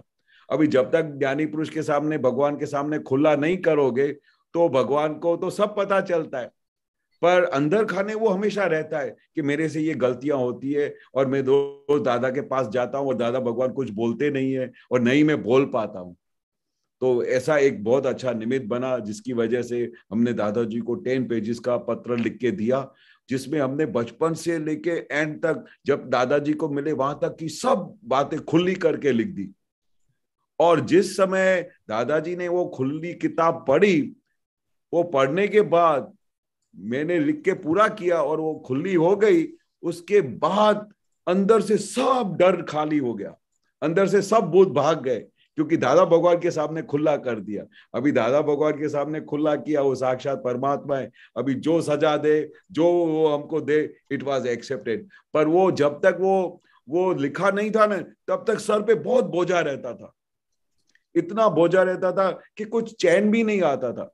भगवान के साथ रहने के बाद फिर चैन नहीं आवे तो वो तो बर्दाश्त नहीं हो।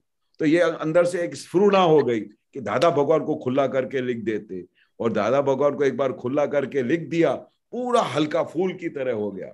और हल्का फूल की तरह हो गया, बहुत रोया और अंदर से पूरा सब रोग निकल गया। उसके बाद दादा ने बोला कि ये जो तूने लिखा है वो बहुत अच्छा किया, हमने भी ऐसा खुला कर देते थे। फिर दादा ने खुद के एग्जाम्पल दिए कि हम कैसा खुला करते थे।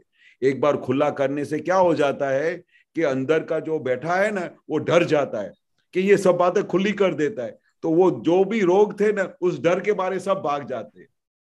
तो दादा ने बोला ये खुला करने की साइंस है, जो हमने खुला किया तो उसके बाद वो मन कोई भी प्रकार की चोरी नहीं कर सकता है, कोई भी रोग अंदर नहीं आ सकता है। तो ये दादा ने खुले करने की साइंस बताई। तो दादा को खुला करने का, हे दादा भगवान, मेरे अंदर ये खामियां है, ये है, जिसकी वजह से मेरे को अंदर बहुत चैन नहीं आता है। तो ये खुला करने से दादा भगवान क्या करते, वो माफी दे देते। और वो दादा भगवान उसके एंड में क्या बोलते थे कि ये जो तूने लिखा उसको पढ़ना 3 महीने तक, और पढ़ के फिर एंड में उसको जला देना। तो 3 महीने तक का पश्चाताप था। वो 3 महीने तक वो पश्चाताप पढ़ने से एकदम होता था, मैंने ऐसा लिखा था, मैंने ऐसा किया था, तभी जाके ये रोग बाहर निकलता है। तो ये दादा की जो साइंस थी ना खुला करने की, जिसकी वजह से उसके बाद आज दिन तक कभी सर पे ऐसा बोझा नहीं, कभी ऐसा नहीं हुआ, क्योंकि हल्का फूल बन गया, क्योंकि खुला कर दिया। और फिर उसके बाद सब अंदर हो गए कि ये तो ऐसा इंसान है कि किसी के भी सामने खुला कर देगा। हम आपके पुत्रों के सामने खुला कर देते तो वो सब खुला करने से सबको पता चलता है। हम नॉर्मली प्रकृति कैसे होती है, सबके सामने अच्छा बनने की कोशिश करती, पर ये दादा की साइंस ने खुला करने को ऐसा कर दिया कि धीरे धीरे धीरे अंदर की सब बूते, सब वीकनेस, सब नेगेटिव्स खाली होती गई, क्योंकि उनको पता चल गया ये तो अभी इस घर में रहने जैसा नहीं है, ये तो हर जगह पे खुला कर देगा। तो दादाजी का ये बहुत बड़ा हमको लाभ हुआ, जो सबकी वजह से सबके द्वार खुल गए और सब लोगों ने दादाजी के सामने खुला प्रतिक्रमण लिखना शुरू किया। ये तो एक बहुत बड़ा किताब बनने वाला था उस जमाने में। तो खेतसी भाई ने बोला कि ऐसा ऐसा सब लोग लिखते हैं, लोग पढ़ेंगे आगे चल के तो ये बोलेंगे कि ऐसे दादा के बात में। फिर वो बुक को बंद कर दिया, क्योंकि सब ने प्रतिक्रमण लिखे थे, सब ने 10-10 पेज के प्रतिक्रमण लिख डाले, इतना बड़ा बुक हो गया। और वो बुक फिर दादाजी ने पढ़ा, बोला दादा बोला सब लोगों ने ऐसे बात में कि उन्होंने ऐसा ऐसा किया, तो लोग क्या समझेंगे। तो लोगों को तो इतना ख्याल नहीं ना कि प्रतिक्रमण क्या होता है, वो तो ऐसा ही समझेंगे कि ये ऐसे ऐसे महात्मा गलतियां करते थे, फिर दादा से माफिया मांगते थे। पर ये चीज जो दादा ने बोली, दादा ने भी बोला ये तो किताब छपने जैसा है कि ऐसा कोई प्रतिक्रमण इस धरती पे कर सकता है, ज्ञानी पुरुष के सिवा कोई भी ऐसा प्रतिक्रमण नहीं कर सकता है। इसके कितना भी हो, हस्बैंड हो, वाइफ हो, बच्चे हो, एक दूसरे के साथ कितना भी उनका लगा हो, तो भी इतना खुला कोई नहीं कर सकता जितना ज्ञानी पुरुष के सामने इन सब महात्माओं ने खुला किया। तो खुला करने की साइंस कैसी थी कि सबके महात्माओं के सबके रोग बाहर खलास हो गए, सब प्योर होते गए, सबके अंदर जो भूतें थी, क्योंकि जब वो भूत अंदर रहते हैं, चोर अंदर रहते हैं, तो चैन नहीं आता है और उसको कोई निकाल भी नहीं सकता है। ये तो ज्ञानी पुरुष थे जिन्होंने ऐसे अपने इतना अतिशय प्रेम देके, अतिशय हमारे को इतना राग हो जाए, ऐसा स्टाइल से, ऐसी कला से उन्होंने हम सबके रोग निकाले। जय सच्चिदानंद। जय सच्चिदानंद। तो दीपक आनंद जी, तो आपने तो आप अकेले तो नहीं आए, तो आपको बोलो, आपका दादा ने आपने क्या कलम 6-12 में क्या किया, तो आपका एक्सपीरियंस बोलो। एक बार ऐसी स्थिति हो गई थी कि मैं और पुलिनानंद जी साथ में दादाजी के दर्शन करने गए। वो अंदर रूम में बैठे थे, वो वेरी कॉमनली गद्दे पर बैठे थे और किनारे पर बैठे थे, और हम लोग जैसे गए वैसे उन्होंने कहा कि मैं आप पर खुश नहीं हूँ। तो मुझे तो बड़ा धक्का लगा। तो मैंने कहा तो दादा आप बताएं मैं क्या करूं। फिर उन्होंने कहा विधि कर लो, और फिर कहा कि ये जो 9 कलम वगैरह सब है उसका बड़ा उपयोग, अच्छा उपयोग करो।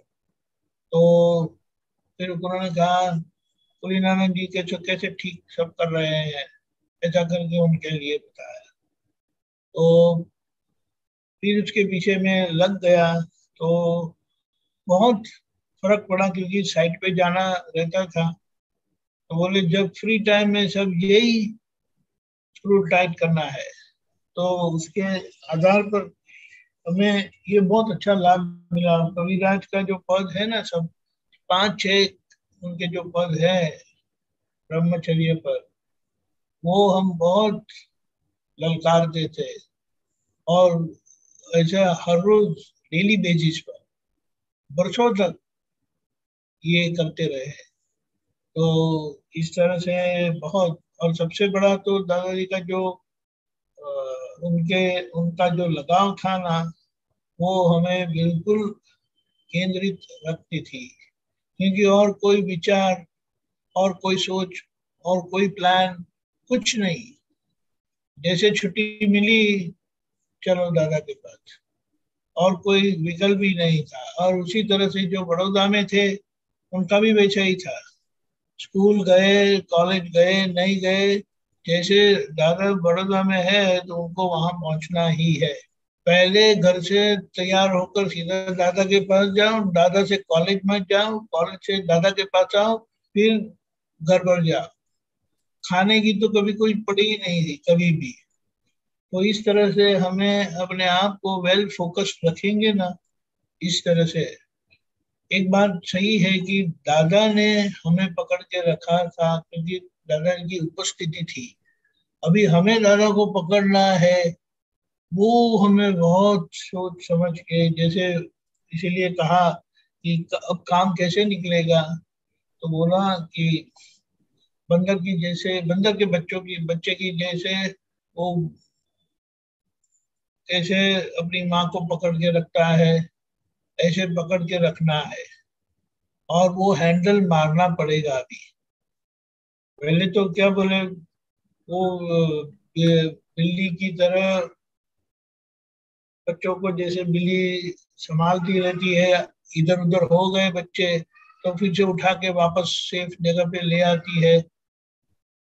ऐसा दादा ने किया, आखिर दम तक किया, और इसके लिए ही आज मैं तो कहता हूँ हम सब दादा दादा करते हैं, वरना कुछ और ही करते होते।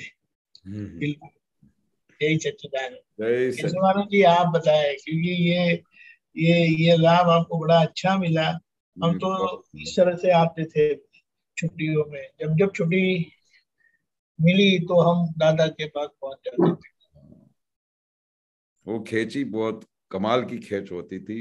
एक पल भी ऐसा रहता था कि भाई दादा के आंखों के सामने उज्जवल नहीं हो जाए, और रोज नए नए प्रकार के हम रास्ते ढूंढ निकालते थे कि कैसे हम दादा के पास रहे।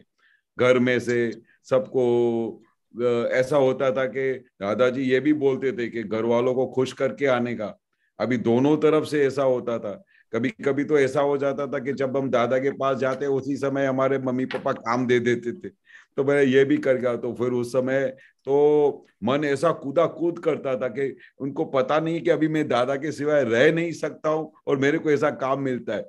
पर वो दादाजी के पास ऐसे हम जा भी नहीं सकते थे, क्योंकि दादा ने बोला था कि घर वालों को खुश करके आने का, नहीं तो नहीं आने का, नहीं तो इधर तुमको आने नहीं देंगे। फिर उस समय अंदर में इतना होता था कि कैसा मेरा ऐसा दिन आएगा कि जो कोई मुझे काम ही नहीं दे, सिर्फ मैं दादा के पास पड़ा रहूंगा। तो वो भावना भी दादा भगवान की जो आपके अंदर जो भावना है ना, तो वो भावना भी ऑटोमेटिक धीरे धीरे संजोग लेके आती है। ये दादा की बहुत अच्छी हमको साइंस पता है कि अंदर अंदर खाने से भाव रखने का कि मैं ज्ञानी पुरुष के सिवा मुझे और कुछ नहीं चाहिए, तो धीरे धीरे ऐसे संजोग मिलने लगे। ऐसे कमाल के संजोग दादा, ये दादाजी ने बताया ना कि आपका निश्चय पक्का होना चाहिए, फिर पूरा पूरा ब्रह्मांड आपको हेल्प में आ जाएगा। तो ऐसे ऐसे हमारा जैसे दादा के लिए खेच पड़ती थी, जैसे हमको ऐसा विचार था कि हम दादा के साथ 24 घंटा पड़े रहें, दादा की सेवा में रहे, तो ऐसे धीरे धीरे से सामने से ही हमारे संजोग आने लगे। सामने से ही हमारे घर परिवार वालों ने बोला कि तू दादा के पास बैठ। तो अच्छा, पिताजी भी बोलते थे सब इधर हम संभाल लेंगे, 8 बच्चे है ना, तेरे को दादा के लिए बहुत है ना, तू जा भले दादाजी के पास। तो क्योंकि निश्चय होता था, अंदर दादा के लिए खेच होती थी। और सबसे इंपॉर्टेंट चीज क्या थी कि ऐसा प्रेम हमने कभी देखा ही नहीं था। मैं कल्पना नहीं कर सकता था, वर्णन नहीं कर सकता था, देखने से ही रहता था। जिस प्रकार से दादा भगवान सामने से जैसे इंटर करते थे, तो जो भाव से, हम तो छोटे थे, तो फुल लाइट में, फुल प्रकाश में, और फिर मुक्त हास्य में जय सच्चिदानंद बोलते थे ना, तो उस समय तो हमारा पूरा अंतस्करण गदगद हो जाता था, बस और कुछ चाहिए नहीं। ऐसा प्रेम, इतना वेलकमिंग, इतना भाव से। कभी तो ऐसा दादा ने, मैंने लाइफ में कभी नहीं देखा कि दादा ने सीरियसली जय सच्चिदानंद किया हो। जब जय सच्चिदानंद करेंगे तो उस समय दादा का फुल मुक्त हास्य होगा ही, और नेचुरल हो जाता था, क्योंकि वो उस समय शुद्धात्मा को दर्शन करते थे। बाहर से जो फाइल आए उसको तो बाद में, पर वो भगवान आए ऐसा भगवान का दर्शन करते थे। तो ऐसा प्रेम मिलता था, तो फिर तो हम दादा के वश में हो जाते थे, फिर तो कुछ चाहिए ही नहीं। और संजोग मिलते गए।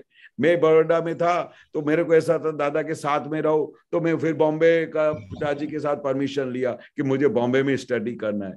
तो मेरा दिमाग क्या चलता था कि बड़ौदा में जितने दिन दादा रहेंगे फिर उधर रहूंगा, और बॉम्बे में जब दादा जाएंगे तो अब मेरा कॉलेज के हिसाब से जाऊंगा। तो पिताजी ने वो भी सैंक्शन कर दिया कि जा, तू जाके भले तेरे को बहुत आगे पढ़ने का, बढ़ जाके।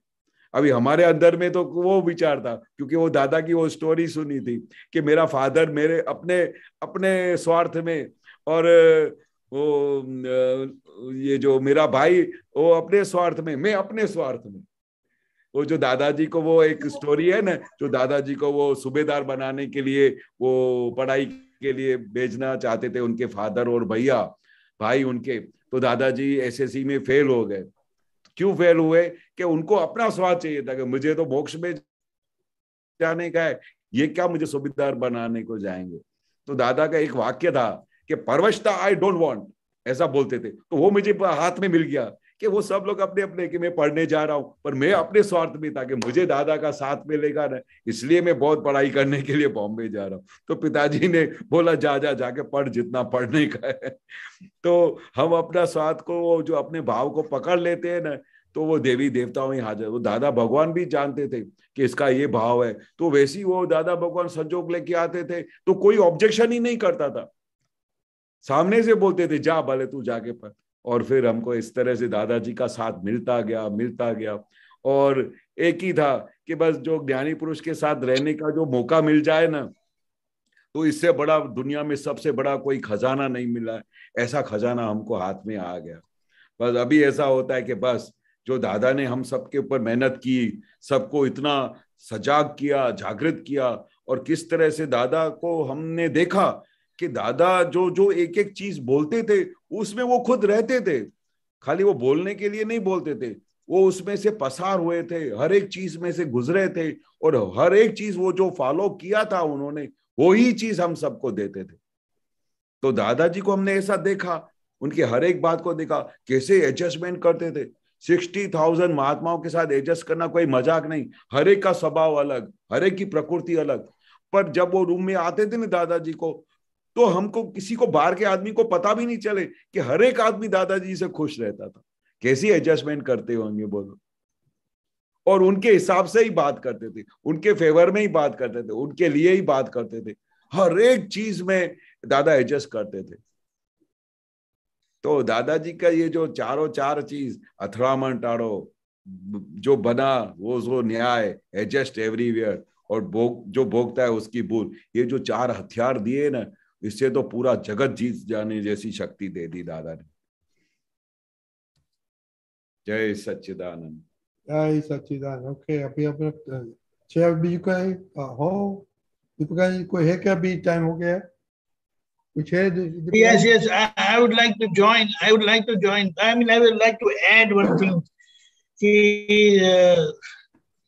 मुझे एक अच्छा एनालिसिस हुआ था कि अब क्या किया जाए, कि अगर हमें बेनिफिट लेना ही है तो एक एनालिसिस से ऐसी बात हुई कि नंबर 1, दादा की उपस्थिति में जो हो सकता है हमें पूरी कोशिश करनी चाहिए, तो जितना भी हो सके उतना दादा का सानिध्य मिले, नंबर 1। नंबर 2, जब दादा अमेरिका जाते थे तो मैं मैक्सिमम टाइम, फ्री टाइम पुत्रों के साथ गुजारता था।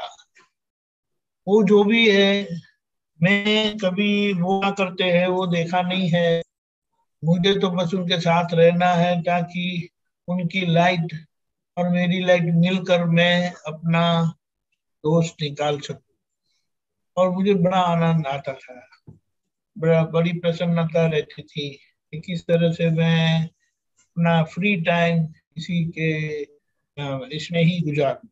तो इसके परिणाम से, जैसे ये बच्चों को बोलते ना कि मेरा सत्संग कभी छूटे नहीं, तो ये बहुत बड़ी अच्छी प्रार्थना है, जिसके परिणाम से कम सत्संग छूटता है। अगर मैं क्या बोलूं कि इंटरेक्ट नहीं कर सकता सत्संग में, लेकिन मैं सुनता रहता हूँ, सत्संग चलता है, जब चलता रहता है, तो ड्राइविंग में वगैरह, ट्रेन में या ऐसा है। तो ये हमारे लिए बहुत जरूरी है कि हमारा फोकस वेल सत्संग में रहे।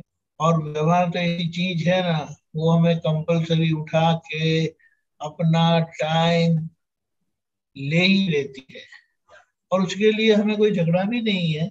उसके लिए तो हम संभव से निपटारा करने के लिए रहते हैं, बिल्कुल तैयार ही रहते हैं।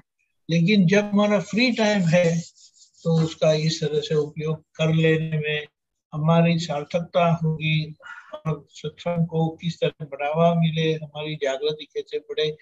सबसे बड़ी बात, हमारा उल्लास कभी टूटना चाहिए नहीं, कुछ भी हो, कुछ ही हो।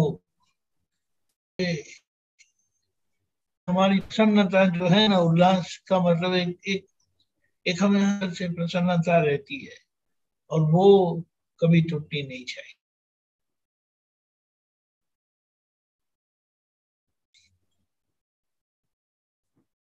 हेलो दीपिका जी, हैंग થઈ ગયો। No connection. Okay, Keshav ji आप अभी त्रिमंत्र बुलाइए। हाँ जी। नमो वितरागाय, नमो वितरागाय, नमो अरिहंताणम, नमो अरिहंताणम, नमो सिद्धाणम, नमो सिद्धाणम, नमो आयरियाणम, नमो आयरियाणम, नमो उवज्जायाणम, नमो उवत्सायाणम, नमो लोये सव्व साहुणम, नमो लोये सव्व साहुणम, ऐसो पंचन मुक्कारो, ऐसो पंचन मुक्कारो, सव्व पावपणासनो, सव्व पावप्पणासनो, मंगलाणम च सव्वेसिम, मंगलाणं च सव्यसेन, परमं हवै मंगलम। परमं हवै मंगलम। ओम नमो भगवते वासुदेवाय, ओम नमो भगवते वासुदेवाय, ओम नमः शिवाय, ओम नमः शिवाय। जय सच्चिदानंद।